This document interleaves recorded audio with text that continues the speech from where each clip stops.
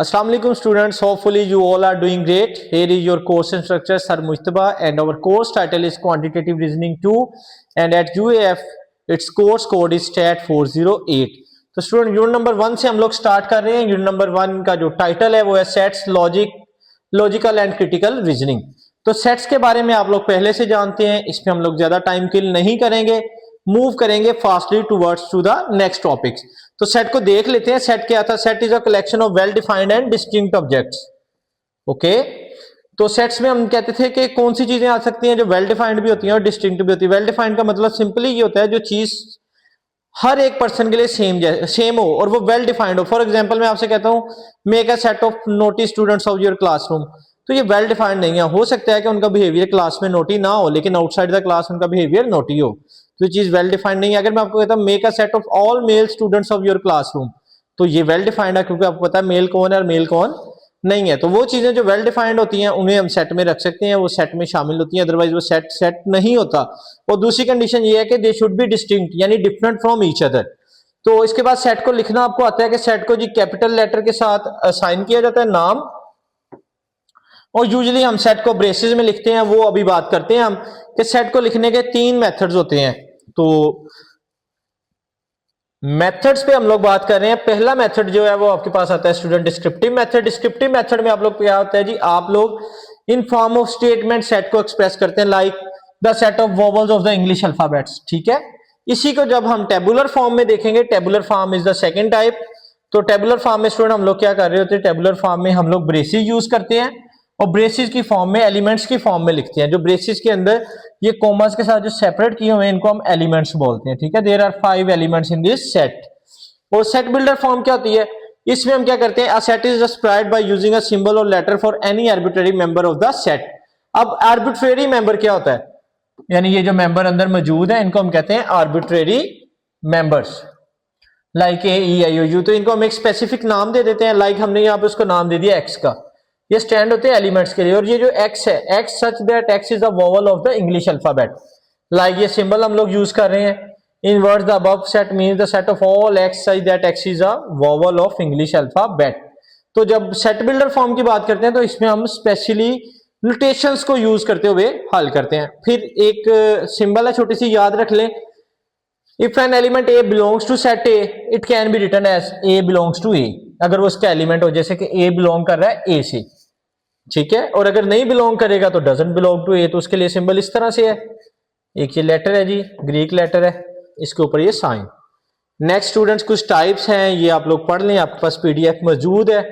Natural numbers क्या है, whole numbers क्या है, you all know about them, please go upside. You all have idea about them. Negative integers, positive integers, 0 is negative, not positive, it is a neuter integer. Odd numbers आपको पता है क्या होते हैं, जो 2 पे डिवाइड नहीं हो सकते। Even numbers होते हैं the numbers which are divisible by 2. Prime numbers क्या है, a prime number has exactly 2 divisors is called prime numbers, like 2, 3, 5, 7, 11, and all the numbers which are not prime are composite number. A natural number which has more than 2 divisors is called a composite और compound number. Okay, तो 1 दोनों में नहीं आता, 1 ना तो prime है ना कॉम्पोजिट है, ये आपने याद रखना है। उसके बाद equality of sets and equivalent of a set. हम कब कहते हैं इक्वालिटी है और कब कहते हैं इक्विवेलेंट है।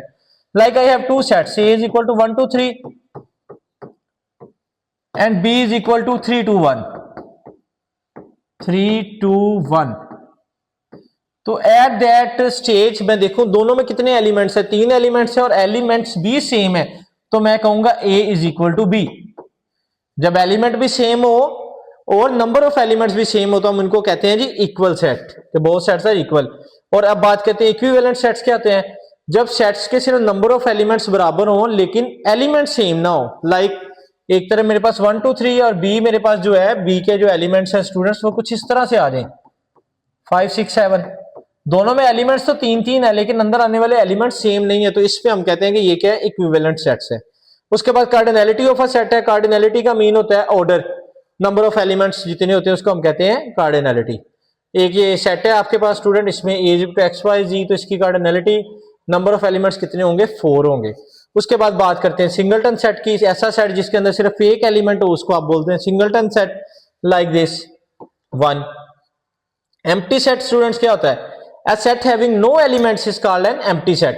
तो एम्प्टी सेट का जो साइन होता है वो सिंपली या तो आप इस तरह खाली सेट लिखेंगे या आप एक ये ग्रीक लेटर के साथ इसको डिनोट करेंगे। तो ये साइन होता है, अगर कहीं पे ऐसे लिखा है या ऐसे लिखा है तो ये एम्प्टी नहीं है, they are singleton sets because ये zero and this sign is behaving as an element. उसके बाद फाइनाइट एंड इन्फिनिट सेट्स हैं। फाइनाइट क्या होते हैं, जो काउंटेबल सेट्स होते हैं उनको हम फाइनाइट बोलते हैं, जो अनकाउंटेबल होते हैं स्टूडेंट्स उनको हम इन्फिनिट बोलते हैं। ओके, यूनिवर्सल सेट क्या होता है, set of all elements under consideration is called a universal set.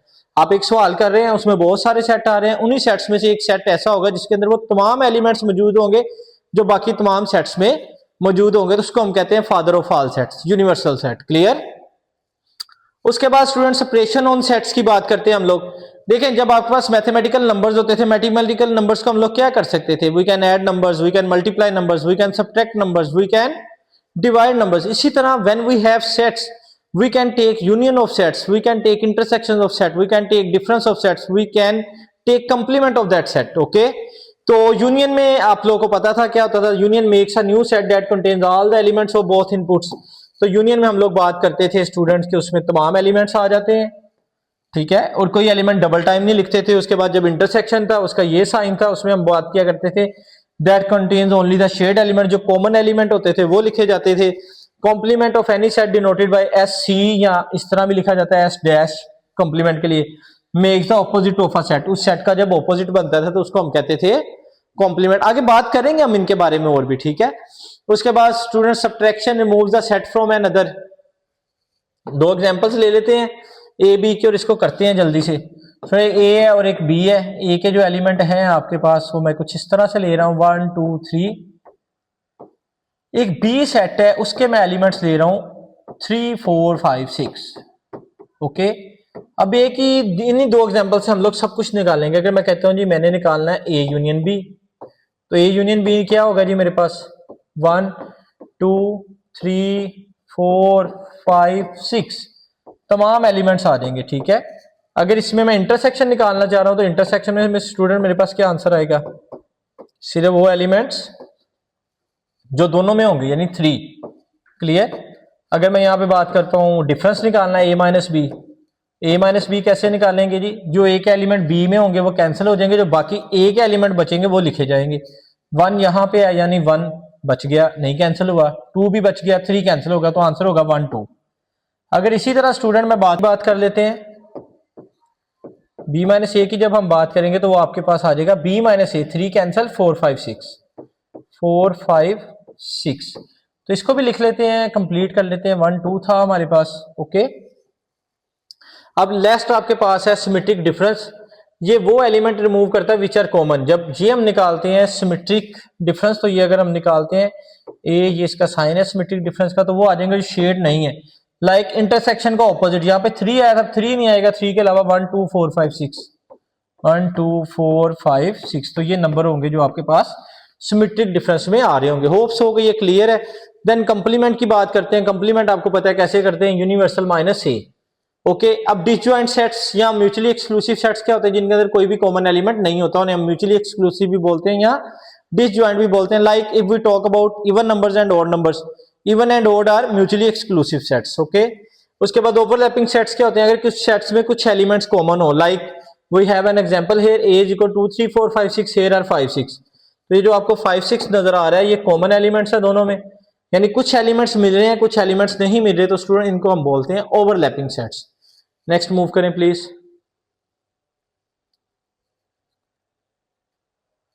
Now students we are at the point which we have to learn, we are at Venn diagrams.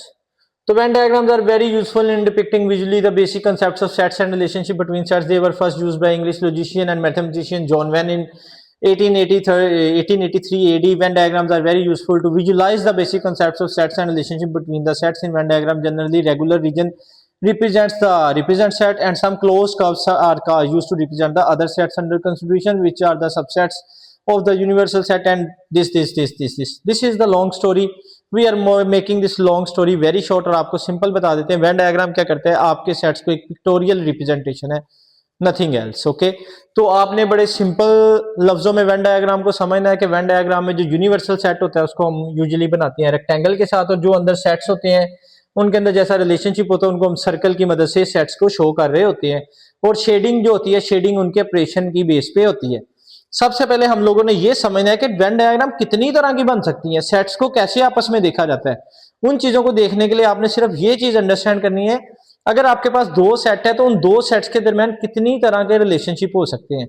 मैं बात करता हूं पहले की। हो सकता है कि ए के सारे एलिमेंट बी में आ जाए, या बी सेट के सारे एलिमेंट ए में आ जाए। ए और बी में कुछ कुछ मिलते हो, ए और बी में कुछ भी मिलता ना हो। तो ये चार कंडीशन पॉसिबल है, इनके अलावा कोई कंडीशन दो सेट्स में रिलेशनशिप के लिए पॉसिबल नहीं है। तो बात करते हैं, please go upside. Here we have some pictures, I will explain it to you. I am not talking about the shading first, okay. Simple हम लोग देखेंगे कि तस्वीरें कैसे बनी है। ये चार पिक्चर्स ही बन सकती हैं, इन चार के अलावा कोई पिक्चर नहीं बन सकती। ये पिक्चर हमें बता रही है बी सबसेट ऑफ ए। यहां पे इस पिक्चर में इस तरह से आपको नजर आ रहा है, विदाउट शेड आप देखेंगे। पहले जो छोटा सेट है वो बी है, जो बड़ा सेट है उसका नाम है ए।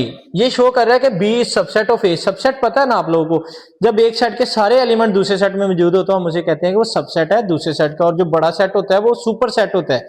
हम यहाँ पे कह सकते हैं B subset of A and A is the superset of B.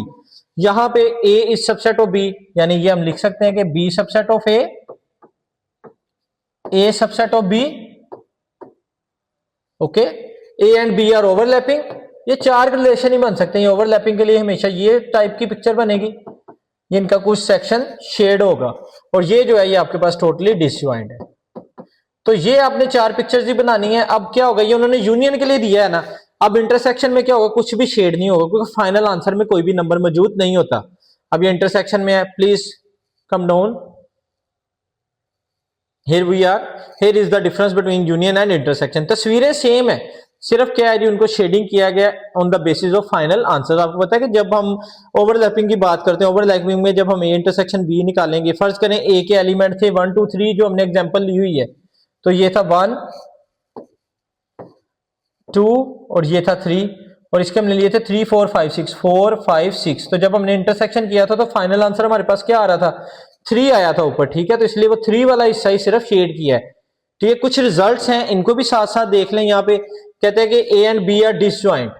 अगर ए और बी आपके पास डिसजॉइंट है तो यहाँ से हम रिजल्ट क्या निकाल सकते हैं, हम ये निकाल सकते हैं कि जितने नंबर ऑफ एलिमेंट्स होंगे ए यूनियन बी में, अगर हम इंडिविजुअली भी उन दोनों सेट्स के एलिमेंट्स को ऐड करेंगे तो वो इक्वल होंगे। फॉर एग्जांपल मैं कहता हूं, मैं दो सेट ले लेता हूं आपको समझाने के लिए। एक ए सेट है 1 2 3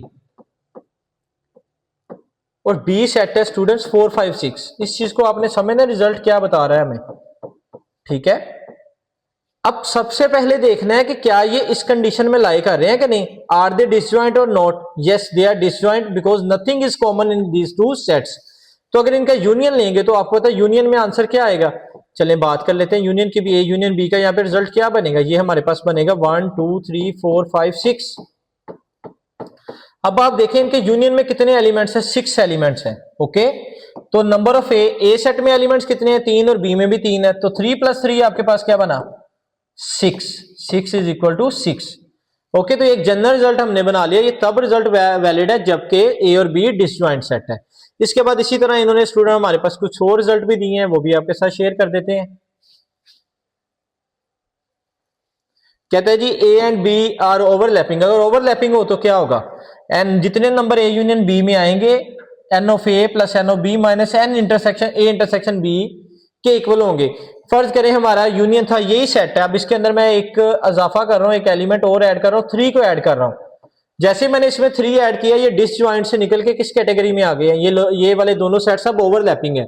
अगर इनका मैं यूनियन लेता हूं तो इनके यूनियन में क्या एलिमेंट्स आएंगे, ए यूनियन बी में वही आएंगे ना। टोटल एलिमेंट्स कितने थे, 6 एलिमेंट्स ही आएंगे। 1 2 3 4 5 6 ही आएंगे, क्योंकि 3 एक दफा ही लिखा जाएगा। अगर इनका मैं ए इंटरसेक्शन बी निकालता हूं तो ए इंटरसेक्शन बी कितने एलिमेंट्स कॉमन है, सिर्फ एक एलिमेंट कॉमन है विच इज 3। तो नंबर ऑफ एलिमेंट्स कितने होंगे इंटरसेक्शन बी में, 1 होंगे। और ये जो था यूनियन में जो नंबर ऑफ एलिमेंट्स थे वो कितने थे हमारे पास, 6 एलिमेंट्स होंगे। तो इस रिजल्ट को वेरीफाई करते हैं। ए यूनियन बी में हमारे पास कितने आए जी, 6। एन ऑफ ए में कितने एलिमेंट्स हैं, 3। एन ऑफ बी में कितने एलिमेंट्स हैं, 4। और इंटरसेक्शन में अब कितने एलिमेंट्स हमारे पास आए हैं, 1। तो आप इनको अगर ऐड करके माइनस करें, 7 - 1 which is also equal to 6। तो स्टूडेंट ये रिजल्ट्स हैं जो उन्होंने अगर प्रिडिक्ट किए हैं। तो ये रिजल्ट्स आपने याद रखने हैं। इस तरह अगर ए सबसेट ऑफ बी है तो n of A union B वो होगा एन ऑफ बी के इक्वल। इसको मैं थोड़ा सा और एक्सप्लेन कर देता हूं ताकि आप लोगों को भूले ना।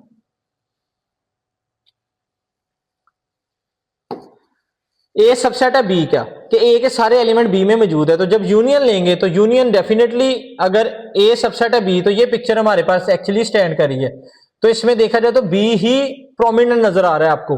तो ए यूनियन बी हमेशा किसके बराबर होगा, एन ऑफ बी में। तो अगर n of A union B इस कंडीशन में लें कि ए बी सबसेट है ए का, तो वो एन ऑफ ए के इक्वल होगा। Students clear? इसी तरह जो नीचे कुछ रिजल्ट्स हैं वो आपके पास ये रिजल्ट्स दिए गए होंगे, इंटरसेक्शन के लिए आप लोगों ने देख लेना है। तो similarly they are the same, nothing is different. Please go upside. Here are some basic results जो आप देखेंगे। जो चीज नहीं समझ आएगी आप लोग पूछ सकते हैं, किसी किस्म की हेजिटेशन नहीं है, कमेंट बॉक्स में पूछे, वैसे आप लोग क्लास में भी पूछ सकते हैं। नेक्स्ट जी student please go down. There is the summary of all the results. Like we have here A intersection B is equal to empty set because they are disjoint. तो यहाँ पे हम कह सकते हैं कि जब इनका N of A union B होगा वो इसके इक्वल आएगा, जो हमने अभी बात की थी। तो जब इंटरसेक्शन लेंगे तो वो जीरो एलिमेंट होगा क्योंकि they are disjoint, nothing is common. तो ये रिजल्ट आपने एक नजर देख लेनी है जी please.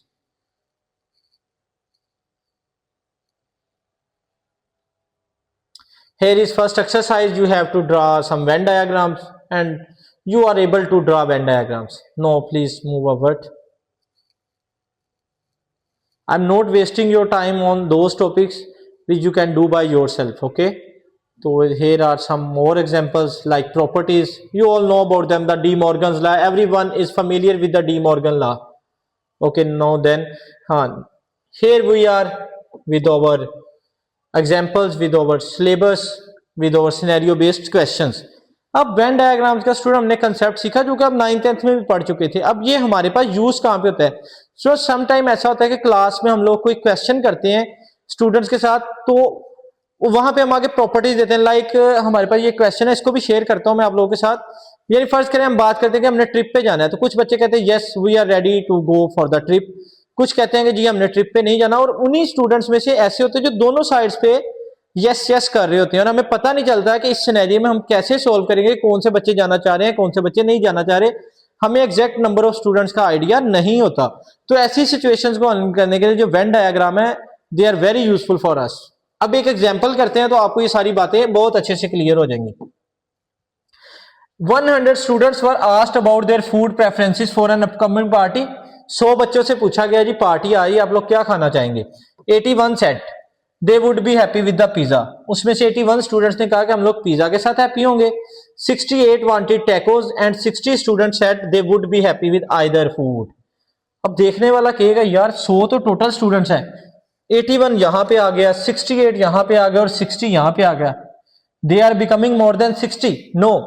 They are becoming more than 100? No, ऐसा नहीं है। Actually they are 100 but they are following in the same case. Like जो मैं अभी ट्रिप वाली एग्जांपल दी है कि वही बच्चे हाथ खड़ा कर रहे हैं हमने पिज्जा खाना है, उन्हीं में से कुछ फिर टैकोस की तरफ भी हाथ खड़ा कर रहे हैं, कह रहे हैं कि हमने पिज्जा और टैकोस दोनों भी खाने हैं। तो ऐसी सिचुएशन जो होती हैं, ऐसी जो क्वेश्चन उनको हम कैसे सोल्व कर सकते हैं? कुछ क्वेश्चंस भी हमारे पास मौजूद है कि आपने इसमें से बताना है how many students want neither food, how many students want pizza but not tacos and how many students want tacos but not pizza. तो स्टूडेंट को सोल्व करने के लिए हम लोग वेन डायग्राम से ही स्टार्टअप लेंगे। ये वेन डायग्राम मैं आपके लिए बना रहा हूं यहाँ पे। स्टूडेंट ये वेन डायग्राम देखिएगा आपके पास इस तरह से बन जाएगी। अब हमने देखना है इनके दरमियान में रिलेशनशिप कैसा बना है। डाटा को लिख लेते हैं थोड़ा सा। हमें ये पता था पिज्जा वाले स्टूडेंट्स कितने 81, तो मैं पिज्जा वाले स्टूडेंट्स को पी से रिप्रेजेंट कर रहा हूं, n of P is equal to 81। Okay, then मेरे पास स्टूडेंट्स थे टैकोस वाले। नंबर ऑफ टैकोस वाले स्टूडेंट कितने जी? 68 वांटेड टैकोस। मैं लिख लेता हूं जी एन ऑफ टी। वो स्टूडेंट जो टैकोस खाना चाह रहे हैं वो मेरे पास है 68। और कुछ ऐसे स्टूडेंट्स भी हैं जो बोथ खाना चाह रहे हैं, वो 60 है। N of pizza and tacos union कर लेते हैं ना, कंबाइन हो रहे हैं, P union T which is equal to 60। तो स्टूडेंट इस यूनियन ने हमें ये आइडिया दिया कि पिज्जा और टैकोस ये दो सेट्स हैं और ये आपस में ओवरलैप कर रहे हैं। तो इसके लिए जो वेन डायग्राम बनेगी वो ओवरलैपिंग डायग्राम बनेगी इस तरह से। एक तरफ हमारे पिज्जा है और एक तरफ स्टूडेंट हमारे टैकोस है। We will start from the common section. तो कॉमन सेक्शन हमारे पास कौन सा था? एन पी यूनियन टी, हमारे कितने बच्चे हैं जी जो पिज्जा और टैकोस दोनों खाना चाह रहे हैं, वो कह रहे हैं आइदर फूड, हमें कुछ भी इनमें से मिल गया तो हम हैप्पी हैं, तो वो हमारे पास स्टूडेंट्स हैं 60। तो इसको आप सबसे पहले फिलअप करेंगे। अब यहाँ पर टोटल 60 स्टूडेंट्स थे जो कह रहे थे कि हम किसी भी फूड के साथ हैप्पी हैं। तो अब ये देखें जो 60 है ये पिज्जा में भी ओवरलैप कर रहे हैं और टैकोस में भी ओवरलैप कर रहे हैं। जो प्योरली पिज्जा वाले हमें बता रहे थे यहाँ पे, वो पहले कितने थे पिज्जा के साथ, 81 स्टूडेंट्स थे। अब 81 में से हमारे पास कितने पहले से कवर हो चुके हैं, 60। तो स्टूडेंट 81 से आप 60 रिड्यूस करते हैं तो what you get 21। Okay, in the left crescent, ये अगर आप ये पूरा सर्कल बनाओगे आपको एक क्रिसेंट टाइप नजर आएगा।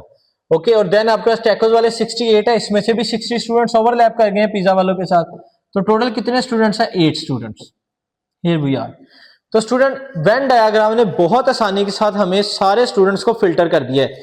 ये इंफॉर्मेशन ये बता रही है जो प्योरली पिज्जा वाले हैं वो 21 है, प्योरली टैकोस वाले 8 स्टूडेंट्स है, जो मिक्सअप करके खाना जा रहे हैं कुछ भी मिल जाए अपनी मर्जी से वो 60 स्टूडेंट्स है। तो क्वेश्चंस पे देखते हैं क्या क्वेश्चंस है हमारे पास। How many students want neither food, वो कौन से स्टूडेंट थे जो कहते थे कि हमें कोई खाना भी नहीं चाहिए। अब ये वो सारे स्टूडेंट्स हैं जो कहते हैं कि हमें खाना चाहिए। तो स्टूडेंट स्टार्ट में हमारे पास टोटल नंबर ऑफ स्टूडेंट्स कितने थे, वो थे 100। अब 100 स्टूडेंट में से वो सारे स्टूडेंट माइनस करने पड़ेंगे जो कवर अप हो चुके हैं, वो ये सारे student 21 plus 60 plus 8। if we add them we get 89 as our answer. So you have to subtract 89 from the 100. So there are 11 students who want no food. How many students want neither food? So here is our answer which is 11. Okay, तो ये first question का answer आ गया। 11 students हैं जिन्हें कोई खाना नहीं चाहिए। How many student want pizza but not tacos which is 21, and after that how many students want tacos but not pizza which is 8. Hope so this question is clear to you. Now moving to some other scenario based question. Here is solution also you have.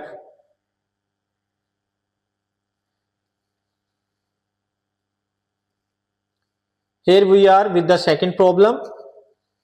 इसको जरा आपने ध्यान से देखना है, थोड़े से question change होंगे, ठीक है। वो बहुत बेसिक एग्जांपल था। यहाँ पे भी एग्जांपल वही है कि जी researchers conducted a survey of public opinion on upcoming ballot measure. 67% of those survey said they would yes on proposition A.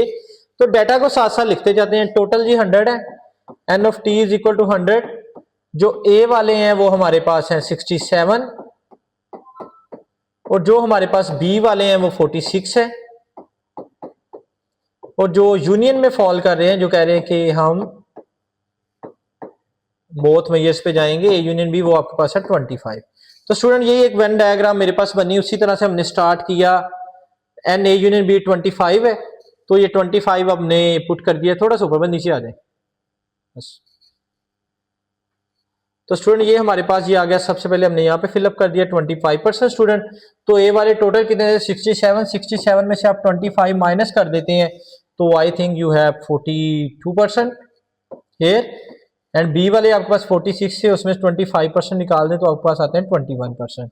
तो ये आपकी वेन डायग्राम फिलअप होगी। इसमें क्वेश्चन देखते हैं क्या। पहले what percent of the public will vote on A but yes on, will vote no on A but yes on B, no on A yes on B. तो वो purely कितने हैं, 21%। तो यहाँ पे आपके पास आंसर आ जाएगा 21%।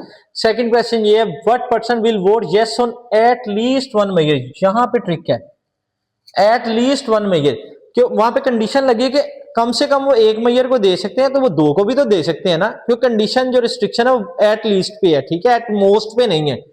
एट लीस्ट का मतलब है कम से कम 1 हो सकते हैं, एक से ज्यादा भी दे सकते हो। ये 1 वाले हैं दोनों और ये 2 वाले, यानी कि इन सबको आप लोग ऐड कर देंगे, ठीक है। यहाँ पे 42 प्लस 25 प्लस 21, तो आई थिंक इनको ऐड कर लें आप लोग तो आपके पास क्या रिजल्ट आता है, 67 ये बन जाता है। तो ये बन जाता है I think 88%। Okay, what person will vote yes on one of the measure but not both। अब उनकी